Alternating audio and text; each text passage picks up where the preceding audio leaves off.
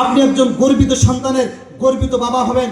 এই সন্তানকে নিয়ে আপনি গর্ব করে বলবেন যে আমার সন্তান স্বয়ং আল্লাহ তাআলার কোরআনের জ্ঞান অর্জন করেছে, দুনিয়ার কোনো সাধারণ জ্ঞান নয়, আল্লাহর পবিত্র কালামের জ্ঞান অর্জন করেছেন। আমি একজন হাফেজের বাবা, আমি একজন আলেমের বাবা। এরকম গর্ব করার জন্য আপনার সন্তানের মাদ্রাসায় দেওয়ার জন্য আমি আপনাদের কাছে সবিনয় অনুরোধ জানাবো। মাদ্রাসার দিকে আমরা খেয়াল রাখবেন, সন্তান দিয়ে সহযোগিতা করবেন, আপনার দান সদকা দিয়ে সহযোগিতা করবেন, সার্বক্ষণিক মাদ্রাসার সাথে থাকবেন, পাশে থাকবেন, এই আশা রেখেই আমি আমার বক্তব্য এখানে শেষ করছি। ওয়া আখিরু দাওয়ানা আনিল হামদুলিল্লাহি রাব্বিল আলামিন। আসসালামু আলাইকুম ওয়া রাহমাতুল্লাহি ওয়া বারাকাতুহু। আলহামদুলিল্লাহ,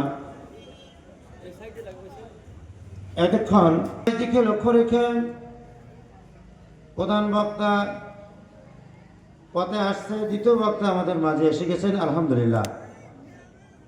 তো দ্বিতীয় বক্তার সফর সঙ্গী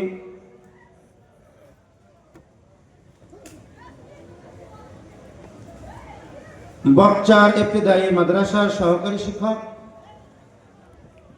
জাহিদুল ইসলাম আনসারী।